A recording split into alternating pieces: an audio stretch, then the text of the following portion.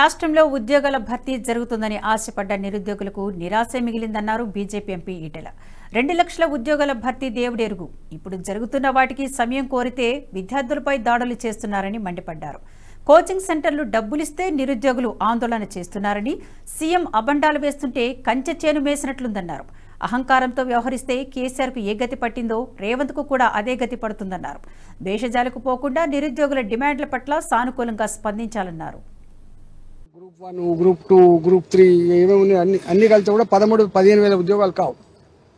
వాళ్ళు అడుగుతున్నది ఏంటంటే ఇవాళ 2 లక్షల ఉద్యోగాలు కాదు, కానీ ఈ ఇచ్చిన 14,000-15 వేల ఉద్యోగాలకు అందరం రాసుకోవాలి. కాబట్టి మాకు ప్రిపేర్ కావడానికి ఎగ్జామ్ మధ్య ఒక 1 మంత్ 2 మంత్స్ గ్యాప్ ఉండాలని, కేంద్ర ప్రభుత్వ పరంగా ఉండేటువంటి ఏ ఉద్యోగాలు అయితే నోటిఫికేషన్లో వాటికి కూడా విఘాతం కలిగిన పద్ధతుల పట్ల నియామకం చేయాలని. ఎందుకంటే ఆర్ఆర్బీ అని బ్యాంకింగ్ సెక్టార్లో కావచ్చు, పబ్లిక్ సెక్టార్లో కావచ్చు, కేంద్ర ప్రభుత్వ రంగంలో కావచ్చు, ఎక్కడ ఉద్యోగం పడ్డా కూడా ఇవాళ కేంద్ర ప్రభుత్వ పరంగా ఉండేటువంటి నోటిఫికేషన్లు కావచ్చు, రాష్ట్ర ప్రభుత్వ పరంగా ఉండే నోటిఫికేషన్ కావచ్చు, ఎక్కడ కూడా ఓవర్లాప్ కాకుండా ఉండే పద్ధతుల పట్ల నియామకం చేయమని చెప్పి వాళ్ళు ఆందోళన చేస్తే గొడ్లను కొట్టినట్టు కొట్టుడు, వాళ్ళని తీసుకుపోయి పోలీస్ స్టేషన్లో పెట్టుడు, వాళ్ళని హింస పెట్టుడు, చివరికి వాళ్ళ మీద అబండం ఏంటంటే ఇలా కోచింగ్ సెంటర్లలో డబ్బులు ఇస్తే ఇలా పేరోల్స్ మీద ఉద్యమాలు నడుపుతారని చెప్పేటువంటి అవమానకరమైన మాట ముఖ్యమంత్రి గారు మాట్లాడితే కంచె చేనును మేసినట్టుగా చెప్తే ఎవడు అది చేస్తాడు.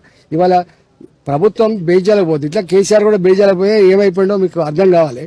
ప్రజాస్వామ్యంలో ప్రజలే దేవుళ్ళు, ప్రజలే అంతిమ న్యాయ నిర్ణేతలు.